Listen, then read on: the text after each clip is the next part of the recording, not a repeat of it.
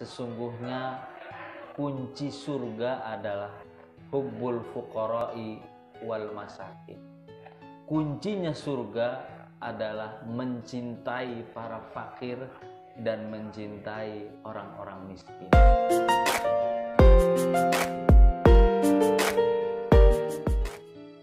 Assalamualaikum warahmatullahi wabarakatuh. Alhamdulillah wa syukurulillah wassalatu wassalamu ala rasulillah Sayyidina Muhammad ibn Abdillah wa ala alihi wa sahbihi wa walah. Ashhadu an la ilaha illallah wahdahu la syarikalah wa ashhadu anna Muhammadan abduhu wa rasuluhu la nabiyya ba'dah. Allahumma salli wa sallim wa barik ala sayyidina Muhammadin wa ala alihi wa sahbihi ajma'in. Subhanaka la ilma lana illa ma 'allamtana innaka antal alimul hakim. Qala Allah ta'ala fi kitabil karim, a'udzu billahi minasyaitonir rajim. Bismillahirrahmanirrahim. Innama ya'muru masajidallahi man amana billahi wal yaumil akhir wa aqamas salata wa ataz zakah. Wa qala Nabi sallallahu alaihi wasallam, inna miftahal jannati hubbul fuqara'i wal masakin. Sadaqallahul azim wa sadaqal habibul karim wa nahnu ala zalika minasyahidin wasyakirin walhamdulillahi rabbil alamin. Rabbi shrahli sadri wa yassirli amri wa hlul uqdatan min lisani yafqahu qawli. Para pemirsa media sosial dimanapun Anda berada, pada kesempatan ini izinkan kami untuk menyampaikan materi mengenai tentang zakat. Zakat adalah kewajiban bagi semua umat Islam, baik muslim laki-laki maupun muslim perempuan. Zakat hukumnya adalah wajib. Ketika uang kita mencapai 1 nisab ataupun harta kita yang kita miliki dalam usaha sampai pada batasan haulnya, batasan 1 tahunnya, maka bagi muslim laki-laki dan muslim perempuan, mereka semuanya sampai nisab, sampai batasan haulnya, wajib untuk mengeluarkan uangnya, membayar kewajibannya dengan zakat. Para pemirsa dimanapun Anda berada, di mana di awal mukadimah tadi di dalam surat At-Taubah ayat 18 Allah berfirman, innama ya'muru masajidallah man amana billahi wal yaumil akhiri wa qaumas sholata wa ataz zakah. Sesungguhnya orang-orang yang memakmurkan masjid adalah yang pertama orang beriman, orang yang percaya kepada Allah. Wabil yaumil akhiri, dan orang yang yakin akan datangnya hari kiamat. Kemudian lanjutannya yang memakmurkan masjid adalah wa aqamas sholata, dan orang yang mendirikan sholat. Dan yang keempat adalah wa ataz zakah, orang yang menunaikan, membayar kewajibannya, yaitu membayar zakat. Para pemirsa dimanapun Anda berada, jadi salah satu orang yang memakmurkan masjid adalah orang yang membayar zakatnya. Kata zakat ini ternyata diulang di dalam Al-Quran sebanyak 30 kali. Yang berbarengan dengan sholat, aqamus sholat wa atuz zakah. Yang dibarengi dengan kalimat sholat dan zakat itu sebanyak 27 kali. Artinya apa? Aqamus sholat itu hubungan baik kita kepada Allah, menyembah kepada penguasa langit bumi ini. Wa'atuz zakah itu berarti kita disuruh untuk membayar zakat. Hubungan baik kepada manusia. Salat, zakat adalah sebuah keniscayaan yang selalu beriringan. Ketika orang itu hubungan baik kepada Allahnya bagus, maka perlu dilihat hubungan baik kepada manusia sudah baguskah? Artinya peduli dengan manusia, peduli kepada orang yang susah, mau memberikan sebagian hartanya, yang dalam hal ini adalah zakat. Kita tahu zakat itu biasanya dilaksanakan di waktu bulan suci Ramadan. Ada zakat fitrah dan ada zakat mal. Seluruh muslim laki-laki dan muslim perempuan wajib mengeluarkan itu. Afdolnya 10 hari mau menjelang takbir atau mau lebaran. Para pemirsa yang dimuliakan oleh Allah Subhanahu wa taala, karena zakat ini adalah punya nilai kemanusiaan dan hukumnya adalah wajib. Yang menjadi pertanyaan kita, ketika kita sudah membayar zakat sesuai dengan nisabnya pada waktu bulan suci Ramadan, maka sudah gugur kewajiban kita. Namun ada juga zakat-zakat yang lain. Ada zakat profesi, karena profesi kita bagus, jabatan kita tinggi, pendapatan kita juga luar biasa, maka zakat profesi itu juga sebenarnya harus dikeluarkan. Ketika dalam setahun itu mencapai batasan 1 haulnya, kewajiban kita sebagai orang yang memiliki jabatan, orang yang memiliki profesi yang punya nilai uang yang didapat itu tinggi, kena batasan tersebut. Yang kedua adalah perniagaan, perdagangan, pertanian.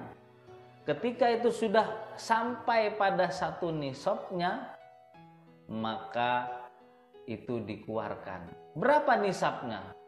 Berapa nisabnya? Batasan zakat itu kita keluarkan 2,5%. Bagaimana cara menghitungnya?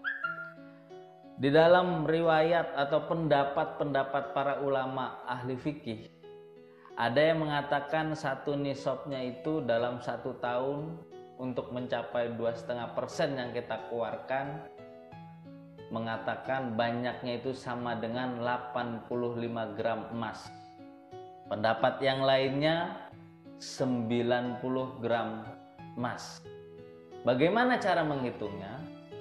Jadi kalau duit kita itu misalkan ada 100 juta, sudah kena nisab apa belum?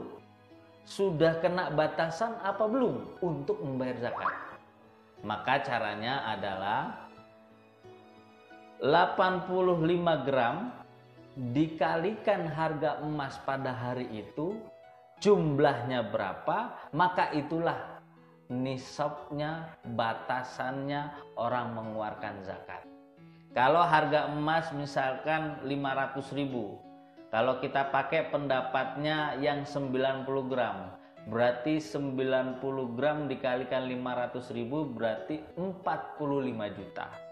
Punya duit kita di bank 50 juta bersih, tidak ada lagi biaya-biaya atau beban-beban yang harus dibayarkan, bersih itu, uang utuh, maka kewajiban kita 45 juta yang sudah menjadi batasan untuk membayar zakat, sudah kena untuk membayar zakat tersebut. Para pemirsa yang dimuliakan oleh Allah Subhanahu wa taala, 50 juta yang kita miliki, kemudian 90 gram dikalikan 545 juta, berarti kita punya lebihan 5 juta. Maka yang dihitung adalah 45 juta. 45 juta dari 2,5%-nya berapa? Nah, itulah zakat kita. Para pemirsa yang dimuliakan oleh Allah Subhanahu wa taala, karena zakat ini adalah punya nilai kemanusiaan, zakat ini juga punya nilai membantu orang yang lagi susah, apalagi di masa pandemi COVID-19 ini, kita tahu itu sangat dibutuhkan, terutama buat para pengusaha, para orang-orang kaya. Mungkin bisa berbagi dari zakat ini ketika sudah kena nisab atau ketika sudah kena batasan, maka itu wajib untuk dikeluarkan. Nah, mengeluarkan zakat ini agar tepat sasaran, dikelola dengan baik, maka pakailah lembaga-lembaga pemerintah atau lembaga-lembaga resmi yang memiliki badan hukum, yang memiliki kompeten dalam mengurusi zakat, sehingga ketika kita memberikan zakat kepada lembaga yang resmi, kita tidak perlu khawatir dan sudah pastinya apa yang kita berikan kepada lembaga tersebut sampai pada sasarannya. Apa aja lembaganya yang sekarang ini ada? Ada Basnas, Badan Amil Zakat, Infak dan Sodakoh. Ada Lajisnu, Lembaga Amil Infak Sodakoh Nahdlatul Ulama. Dan itu dua lembaga itu terpercaya, kompeten, dan sudah teruji, bahkan selalu tepat sasaran. Maka jangan pernah khawatir kalau para pemirsa atau orang-orang kaya, pengusaha, investor, ataupun orang-orang yang memiliki harta yang berlebih, maka uang itu bisa ditasarufkan, dipercayakan kepada lembaga-lembaga yang kompeten, Basnas dan Lajisnu. Bicara tentang zakat, dan ketika sudah kita mengeluarkan, kita sudah tahu hitungannya, ya. Artinya ada yang mengatakan ulamanya 85 gram sudah sampai nisab, ada yang 90 gram sudah sampai nisab. Terserah pemirsa mau pakai yang mana. Dua-duanya ulama salafus solihin yang pendapatnya dipertanggungjawabkan dan semuanya memiliki dalil referensi yang jelas. Silakan mau pakai yang mana. Yang 85 gram silakan, yang 90 gram silakan. Ketika kita sudah tahu hitung-hitungannya, kita harus kemana? Kita punya Basnas dan kita punya Lajisnu. Para pemirsa dimanapun Anda berada, dan semoga kita selalu dalam limpahan dan barokah dari Allah Subhanahu wa Ta'ala. Salah satu keistimewaan zakat adalah sabda Rasulullah Sallallahu Alaihi Wasallam, Inna miftahal jannati hubbul fuqara'i wal masakin. Ketahuilah semuanya, para pemirsa, sesungguhnya kunci surga adalah hubbul fuqara'i wal masakin. Kuncinya surga adalah mencintai para fakir dan mencintai orang-orang miskin. Ketika kita sudah peduli, apalagi di zaman era COVID-19 ini, dari bulan Maret sampai bulan Oktober ini, kurang lebih 8 bulan lamanya, mereka banyak sekali membutuhkan uluran-uluran tangan kita, bantuan-bantuan kita. Dari mana? Kita sebagai orang yang punya harta yang berlebih, seorang pengusaha, seorang yang memiliki harta berlimpah, kekayaan yang mungkin sudah tidak ada ukurannya, bahkan nominalnya sudah tidak ada hitungannya. Bantulah, keluarkanlah zakatnya, berikanlah pada lembaga-lembaga yang kompeten. Maka di era COVID-19 ini, lewat zakat akan terangkat derajatnya, akan terbantu ekonominya, bisa mereka membuat usaha, bisa mereka untuk makan sehari-hari, bisa mereka untuk keperluan apa yang menjadi sandang papan pangannya, kebutuhan primernya. Inilah apa yang menjadi ekonomi kerakyatan, dibina dari zakat, dibesarkan dari zakat, dan akan sukses pada akhirnya dari zakat. Orang yang berzakat insya Allah hidupnya berkah. Orang yang berzakat hidupnya akan selalu mudah. Dan orang yang berzakat hidupnya akan menjadi sebuah kebahagiaan di dunia maupun di akhirat. Kurang lebihnya mohon maaf apabila ada kata-kata yang kurang baik atau kurang berkenan, mohon dimaafkan. Wallahul muwaffiq ila aqwamit thoriq. Assalamualaikum warahmatullahi wabarakatuh.